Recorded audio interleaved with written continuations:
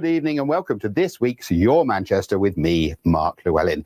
And my goodness, we've a show that's full of Eastern promise. Our Izzy is out and about in the city centre for the Manchester Flower Festival. I have been taking a walk in Castleton, and the team have been out at Acrobar, or should I say the Manchester Palace Theatre. And that's where we're going to start, meeting the cast of the big hit show, Aladdin. Well, once again, Disney have turned it and pulled it out of the bag. That's right. They've got Aladdin here at the Palace Theatre at the moment, and it's going to be here until the 7th of July. Now, let me tell you, we went watching this, and it is fantastic. They've got a wicked and wonderful cast. Of course, it's based on the animation and the live action, although we won't talk about that, version of Aladdin by Disney, and it is tremendous, and the cast are just wonderful. Now, over the next few weeks, we're going to be doing something special. Today, we're going to be speaking to some of the cast, and then in a couple of weeks, I'm going to be actually learning to do something quite wonderful, exotic, and show busy. Let's go and speak to the cast. I am Adam Strong and I play Jafar. I'm Angela Paragoso, I play Iago. The best double act in the show is most definitely you two, isn't Thank it? you. That's the only one, but thank you. But it's not, because you've got Aladdin and Jasmine, haven't you? Sorry, we're the best ones. Not bothered about them, really. We were waiting for you two to come on. That's what it's all about, isn't it? The baddies, but cleverly baddies, because you're quite comedy. It's actually funnier in this than it is in the film. Yeah. Thank you. It's got more about it, hasn't it? Yeah, it's a really good script, and we have a lot of fun. Yeah. So how do you prepare for a role like this then? I should imagine it's very difficult to get ready for it. It takes a while. Do you mean in each day or? No, in general, when you prepare and research, did you do much research into the baddies of that era? Well, I'm a massive villain fan. Oh, yeah. Even as a child, I've in my dressing room, I've got a little Jafar that I've had since I was 5. Right. And I absolutely obsessed with I'm obsessed with Jafar. And Jonathan Freeman, who played Jafar, obviously in Broadway and in the Disney animation. Yeah.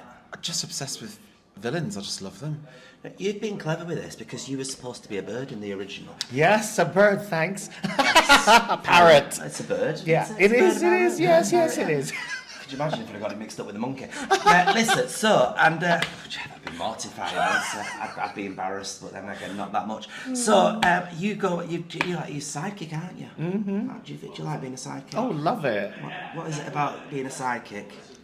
Well, I just follow his lead. You do, don't you? Yeah, and I live vicariously through him. Wow. We've got to mention these costumes. I mean, Oh, looking at you now, you look like some sort of model from the 90s. Thank you. And yet on stage, we're thinking you're over 50. Yeah, thanks. And you're living like your villainness. Well, do you know what? It's my amazing makeup artist, because I don't have to do it myself, thank the Lord, because I couldn't do it like they do. A lot of fake beard, all the things that go with it. It makes the character. Yeah. I think because normally it is played by an older actor normally, but we just have so much fun with it, and it's the costumes are heavy. We were just saying this, weren't we? Like, How heavy are they? Because that looks proper velvet. What you're it's wearing. real velvet, and it's got. And then your trousers look like they've got more layers than lasagna. So true. It's 6 kilos, the whole thing. And yours is. Well, depends which one. About the same, but then we can't talk about the end one, but it's about 20 kilos. And your little feather. In your So it's heavy. The funniest thing So ever. heavy. I don't know how you cope with that. No, I know. Just that little I know. feather bobbing around as you're running Does it after bob him. around? Oh, it bobs. Because I can't see it. It does. Oh, it bobs. Oh, it does. Oh, It's okay. hilarious. It's got some of the best comedy time in the show. It's got more comedy time than us. Why is this show and this story so popular and successful with generations? Do you know what? I think there's something in it for everyone. Whether you are coming to see the princess, or whether you're coming to see the Aladdin or Prince Ali, the wonderful magic that the genie has, the villainous duo, our amazing Sultan, or the Babcock and Marcassine boys. There's just something for everyone. There's a lot of comedy. I mean, we've got sword fights, we've got a magic carpet, we've got magic tricks. There's literally nothing that has been left untouched. No. You know, as Adam said, there's so much to see. There's so much to hear. It's absolutely for everyone. Mm-hmm. You know, you've got the set, you got the costumes, you got the songs, the dancing, every type of dance. You know, you've got tap dancing. You've got, and it's a spectacle more than anything. And I think for us, when we were I mean, we haven't seen the show, but when we were doing our technical rehearsals, watching... You should watch it, you know, it's very good. Well, I know, I'm trying. Very good, yeah. Watching our amazing Aladdin and Jasmine Yeah. do a whole new world on that carpet is... I've got to ask you, I know you don't in the story, but have you actually had a go at the carpet? No, not yet. We want to.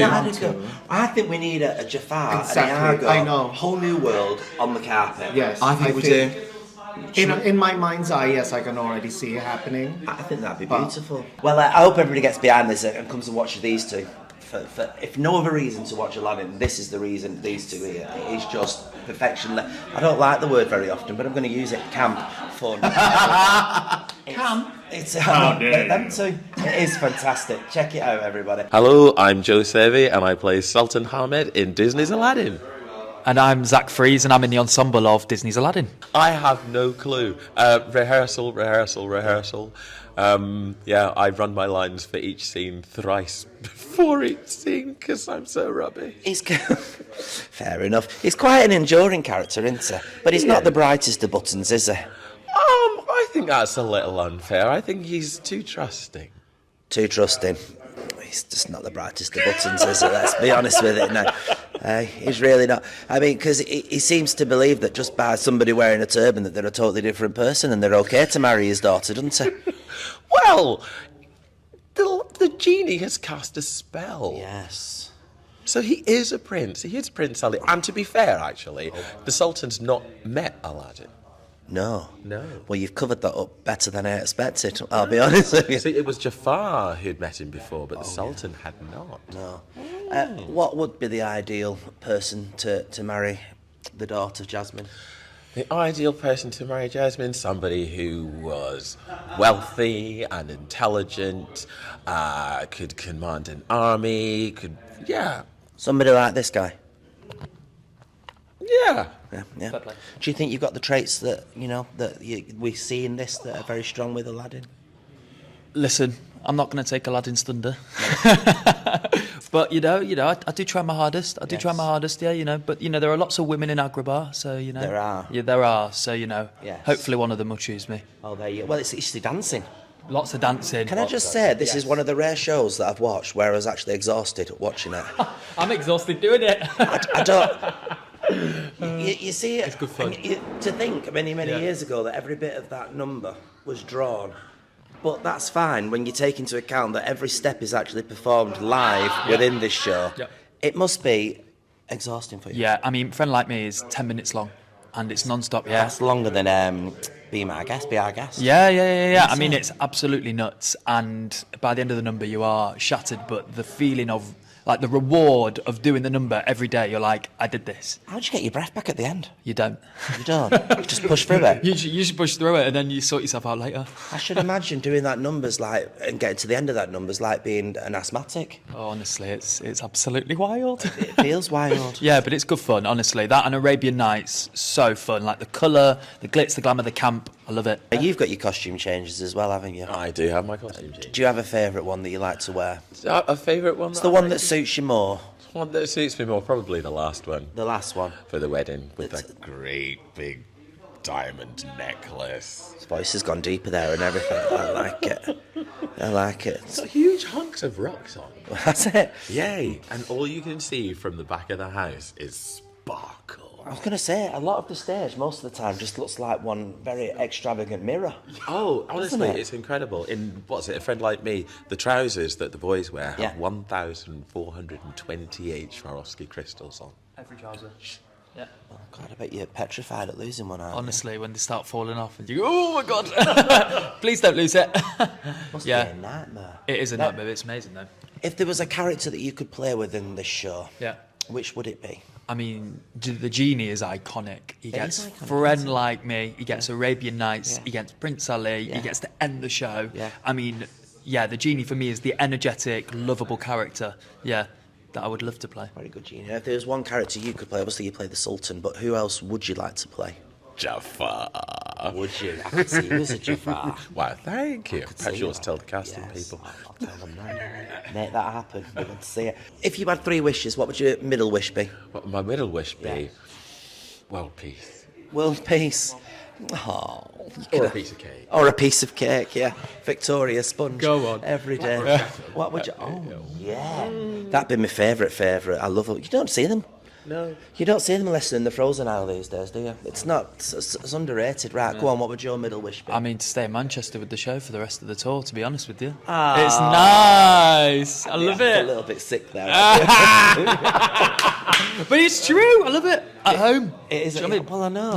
Yeah. Do you miss it when you're not here? Yeah, absolutely. Yeah. I miss the family. It's nice to be home. Nice to see them all, you know. Yeah. So, yeah, it's good to So be back. when you've come back here, you're living back at home now for a bit? Yeah. That's Oh, nice. it's a dream. It's an absolute dream. All your laundry done for you. Well, I wish. Maybe that's my other wish from the lamp. I wish. There you go. Then you know where you can find a Gina. Yeah. Hey, I tell you. Well, that looks absolutely fantastic, doesn't it? I love a show where you go along and watch somebody rub something and magic occurs. Now, our Izzy spent last weekend having a look around the Manchester Flower Festival. It really brought the streets of Manchester to a great bloom. Let's have a look. Manchester, the city that's known for its wet and windy weather.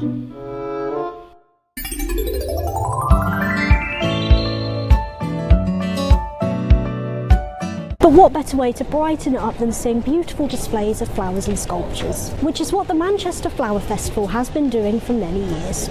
I've come to find out a bit more. This annual event is put together by the Manchester City Centre Business Improvement District. And across the Maybank holiday, they transform the place with everything from themed decorations to entertainment, food and drink, and even talks and workshops. For its 7th year, the theme for 2024 is celebrating the city's icons. It's basically a creative sort of wonderful, colourful, floral event that shows off Manchester sort of at its best. So they've got those 10 displays usually created by local gardeners, local florists, etc. And then on top of that we also get a lot of donated displays that are donated by the community. So we have a series of Ginnell Gardens down on King Street that are all about how you can be doing amazing stuff in your back garden. We also have the Floral Marquee, which has lots of great local floristry talent showing off and doing lots of different stuff in there too. But it's also about outdoor dining and being able to have a drink out on the street and have a nice time. We've got Selfridges takeover on Exchange Square as well. So yeah, it's a real, like I said, celebration of colour and vibrancy at the start of summer,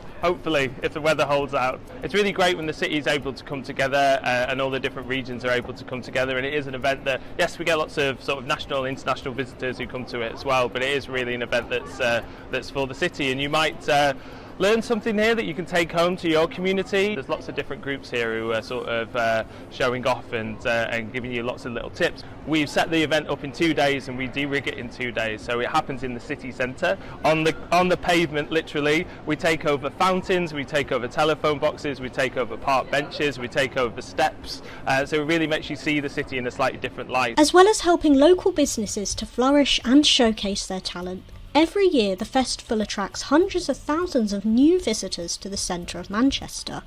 So what does this mean to the people of the city? There's lots of variety, different things to do, activities and things to see. It's nice that it's around Manchester, so it takes on a little bit of a trail. I live in the city centre, but I feel like I've learned quite a lot about different areas and also small businesses that I can then support in the future as well. We have brought in some friends from like South Manchester and Salford that have come to join us today, so it's kind of an excuse to get together.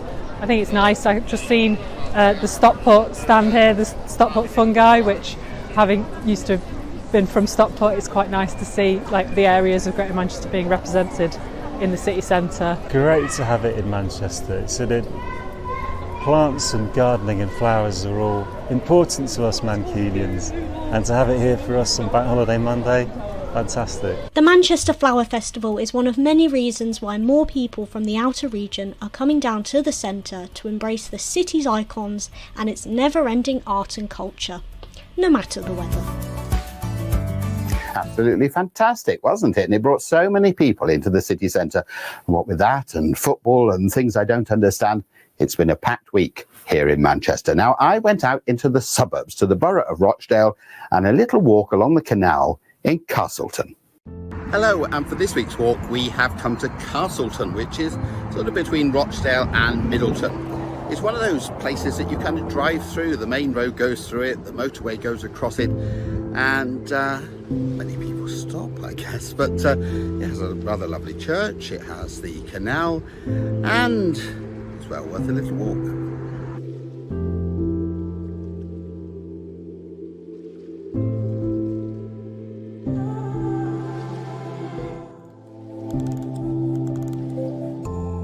first time that the town is recognised in print was in the Domesday Book back in 1086.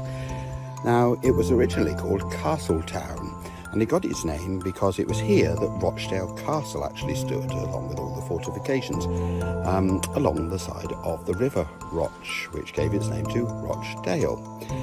Castletown became Castleton, and so that's where it gets its name from.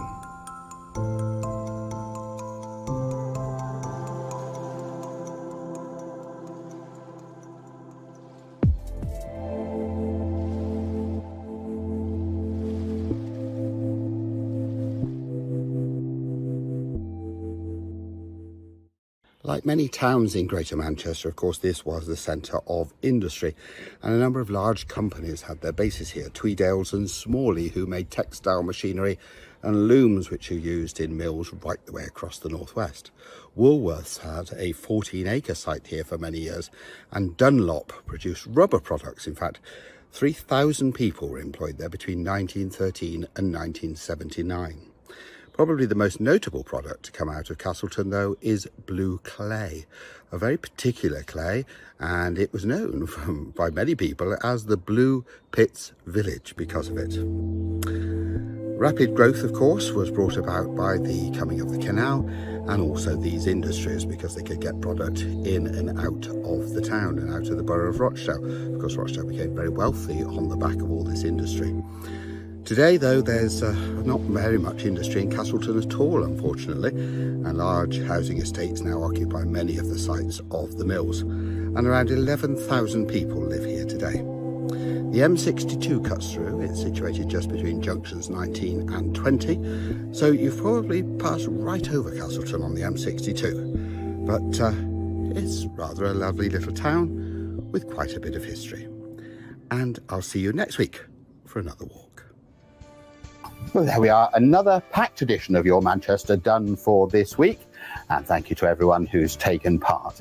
And I will be joined again by Belinda for next week's episode, where we got some rather special guests. So make sure you join us on Your Manchester.